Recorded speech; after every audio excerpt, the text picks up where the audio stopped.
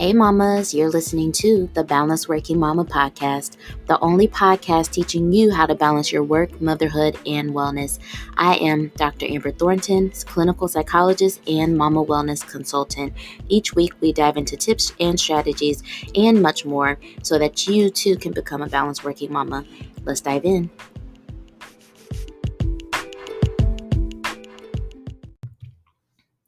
Hey mamas, I'm so glad you are back for episode 2 of the Balanced Working Mama podcast. So, let me take a breath. Let's do a little check-in. So, today is Sunday.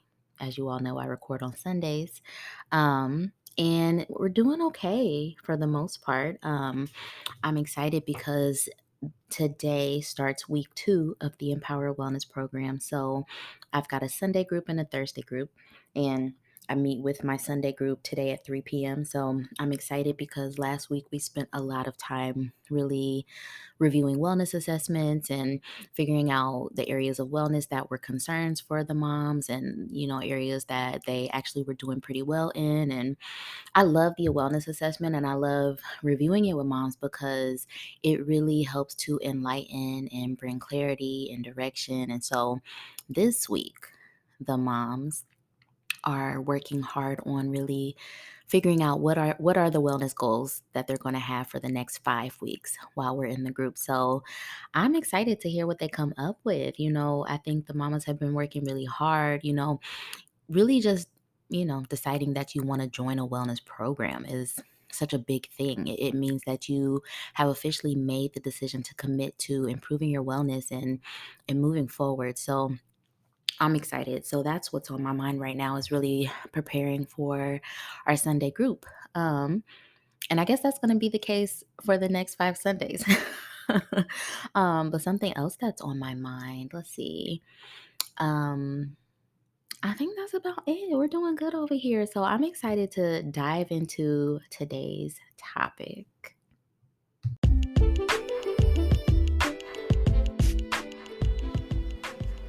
Hey mama, if you need a boost in your wellness but just not sure where to begin, the Balanced Working Mama Wellness Assessment is just what you need. With 18 questions, we assess for 12 critical areas of wellness for working mothers. The wellness assessment brings awareness and clarity that you didn't have before, so you can know how to better move forward in your wellness and your motherhood journeys. The best part is that you get to review your results with me and get personalized recommendations for how to move forward. To learn more and to go take your wellness assessment, head over to balancedworkingmama.com today.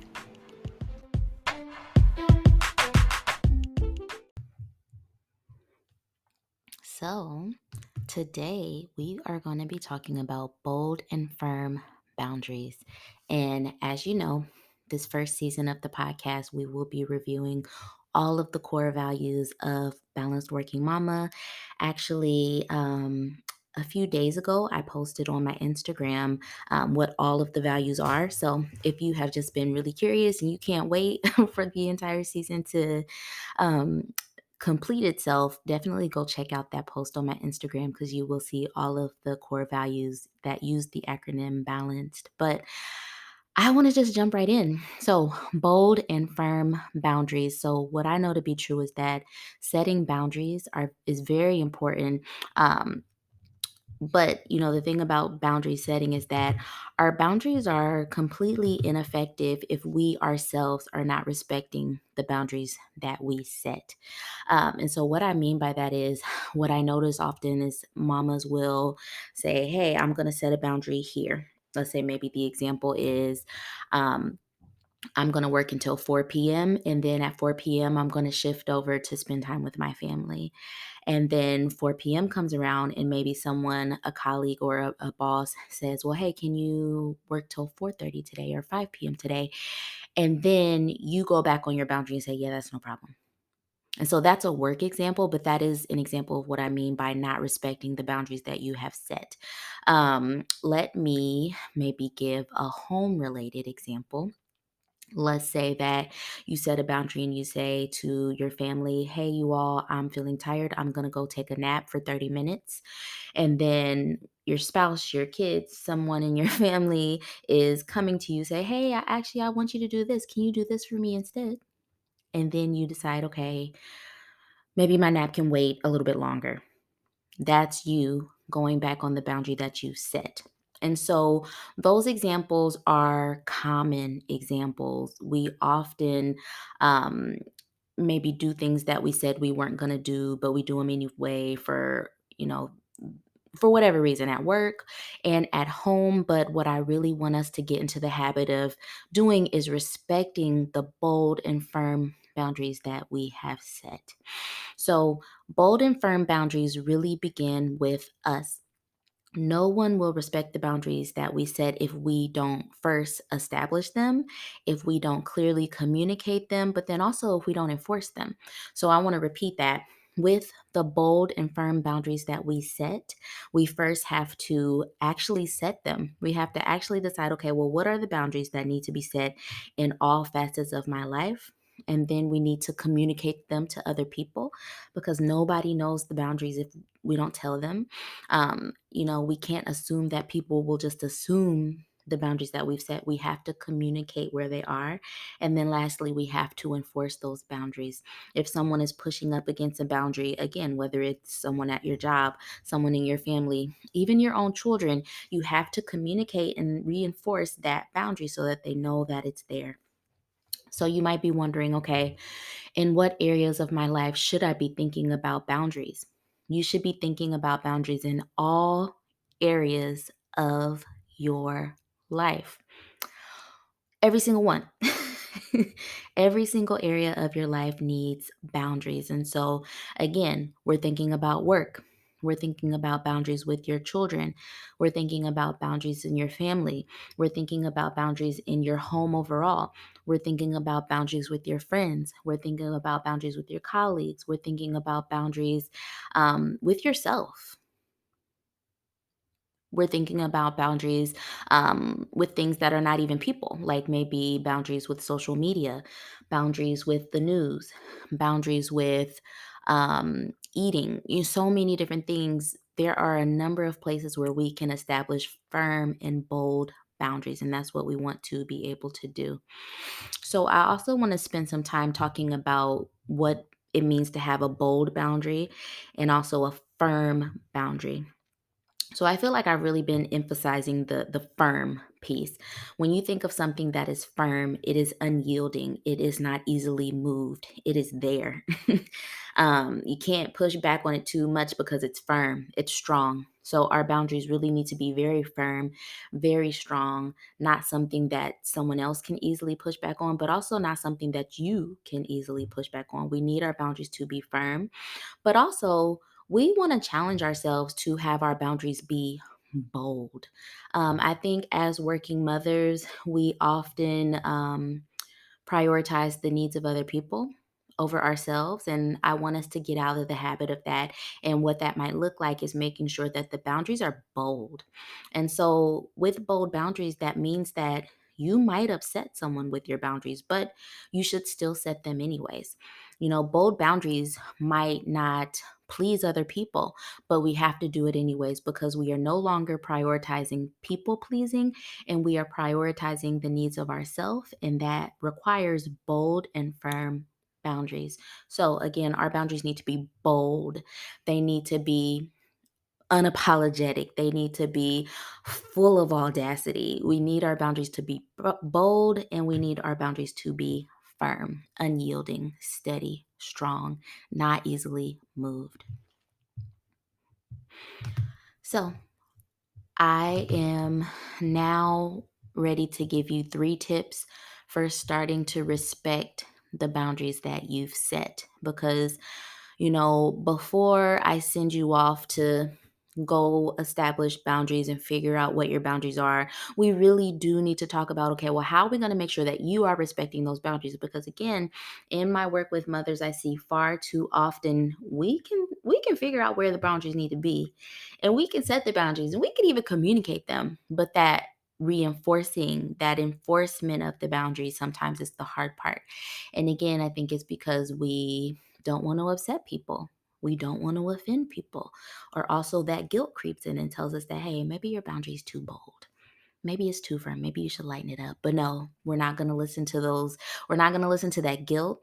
We're not going to listen to those doubts. We are going to feel okay with offending and making people upset because this is absolutely important for you to become a balanced working mama. So, 3 tips for starting to respect the boundaries that you have set. Number one is you need to learn to trust yourself. And so when I say trust yourself, what I mean is that you know better than anyone else about what you need, about what your desires are, about who you are. You have to absolutely trust and believe that what you feel you need is what's best for you. And no one else can tell you what your boundaries should be or where your boundaries should lie. You know the answer to that. So when you hear a voice inside of you, whether it's your intuition or your thoughts or your feelings that's saying, hey, I probably need to set a boundary here, believe it. You have to absolutely trust yourself. Too often we look to others to validate our needs, our wants, our values, or even where we should put our boundaries. But other people don't have the answers for us. They might have some guesses based on what they think or based on their own experiences, but those answers don't often fit what we might need and what our true experiences are. So I need you to trust yourself and trust that when you feel like a boundary needs to be put in place, that you should believe that. And so I have a reflection question for you. I would like for you to take a moment and to think, in what ways are you not respecting your own boundaries? In what ways are you not respecting your own boundaries? And with these questions, if you all want to share your answers with me, please do. You know where to find me. I love engaging with this stuff. So tell me, in what ways are you not respecting your own boundaries? Tip number 2 for starting to really respect the boundaries that you've set, you have to believe, truly believe that you are important. You have to believe that you are important. You absolutely have to internalize those needs, wants, desires, and feelings that let you know, hey, I matter. You are just as important as anybody else. You deserve to be heard. You deserve to be acknowledged. And so this is important because we tend to prioritize the things that we deem to be worthy. We tend to prioritize the things that we deem to be important. We set boundaries and protection around the things that are important to us. So, like, let's say, for instance, your grandmother gives you this 90-year-old pot, and she's like, hey, I'm passing this on to you. It's important. I need you to keep it. I don't know if your grandma sounds like that, but let's just pretend. What are you going to do? You are going to guard that thing with your life. You are going to make sure that you wrap it in bubble wrap before you put it in the car. You're going to make sure that you carry it very gently. You're going to put boundaries around it so nobody would break it or nobody gets to it. It's because you know that that pot is so important. And so we need to do the same things with ourselves. You are just as important, just as worthy. Your needs, your wants, your desires, your feelings are just as important as anybody else's. When you believe that you are important, you are more likely to set bold and firm boundaries. Prioritizing yourself or believing that you are important or that you matter can be hard at first because you might not truly believe it. And so it takes practice to really internalize that mindset and that self value. And so for those of you who are kind of struggling with, in your head, you don't believe it, but you want to do the actions to to make it so. What I encourage is for right now, if you're struggling with believing that you are not important, completely ignore what your feelings and your thoughts are saying because those aren't telling you the truth. But instead, do the things that prioritize your needs. So for instance, if you're saying, yeah, I'm not that important, I'm not important, go do something that looks like you are. You know what I'm saying? So, for instance, if I'm struggling with self doubt around whether I truly matter, my self doubt might be high today. It might be telling me, yeah, you don't matter, girl, you don't matter. Prioritize everybody else over you. But my action is going to say otherwise because I'm going to make a decision to prioritize myself in some way, shape, or form today. So, your thoughts and your actions might not always align, and that's okay. But over the course of time, they will start to get on the same page. So, again, tip number two was believe you are important because when you believe you are important, you are more likely to set bold and firm boundaries. Lastly, tip number three, learn to say no. I know this is a hard one. I already know. Y'all are like, ooh, she want me to say no. Yes, I want you to say no. Say no. Learn to say no. Oh, as working mothers, we have a tendency or a desire to please other people, and that leads us to neglect and dismiss the boundaries that we have set for ourselves. There's this implication that other people's needs, wants, desires are far more important than our own. And so, with that, we have to really start practicing what it means and what it feels like to say no to something. And it's going to be hard. So, when you're first practicing this and you're first starting out, start with the easy no's. So, it might be easier to say no to your child asking if he can have a third dessert. um, but a harder no might be saying no to your boss when he or she's asking you to work overtime. You know what I'm saying? So start off with the easy no's, the no's that, you can easily say no to that. And you might have a little twinge of guilt, but you can manage that because the more that you start with those easy baby no's, you'll work up the courage and the strength to be able to be more firm about the bigger no's. So I want you to really work on saying no. Practice saying no every day. Because another beautiful thing about saying no as working mothers is that there is so much on our plates all the time. We are constantly juggling work, motherhood, our own well being. And saying yes to everything takes up time, it takes up energy, it takes up space that we don't often have. And so we need to get into the practice of saying no to free up our time for other things that are more important. So say no. So I do have another reflection question for this tip, and I want to know, what have you recently said yes to that you really know and really wanted to say no to? What have you recently said yes to when you really wanted and needed to say no? So think about that and let me know.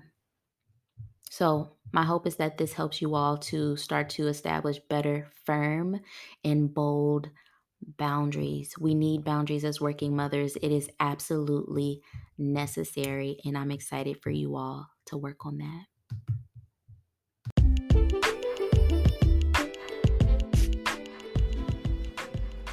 Hey, Mama, I'm so glad you're listening to the podcast, but I also want to connect with you on social media. So be sure to follow me and Balance Working Mama on Instagram. You can find me at Dr. Amber Thornton. That's DrAmberThornton, and Balance Working Mama at Balance Working Mama.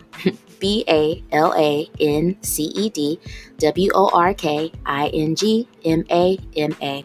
Follow along, join in on the fun, but then also send me a DM to say hello. See you there.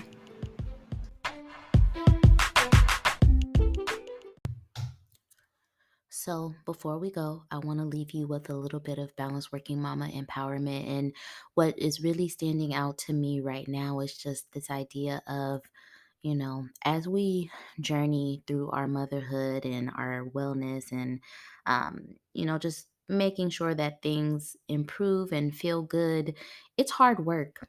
It's not easy to do these things. That's why a lot of us don't. And, I'm really happy for you, and I am encouraged by you knowing that you are taking the steps to improve your wellness and finding the balance and juggling work, motherhood, and wellness. And the thing that I want you to know is that there is somebody around you who needs to see you progress in your journey so that they too can feel empowered to do the same. We are not doing any of this in isolation. Yes, we are inspired by other people, but there is someone out there that is inspired and encouraged by you. Somebody needs to see the changes that you are making and the changes that are occurring in your life so that they too can feel empowered and inspired to do the exact same thing. So I encourage you, Mama, continue to push on and do the hard work of making the changes, finding the balance, prioritizing your wellness, setting bold and firm boundaries, because as you continue to move forward and to shine and to grow into your motherhood, somebody else is watching you and they are going to be doing the same exact thing, all because of you. I'll talk to you soon.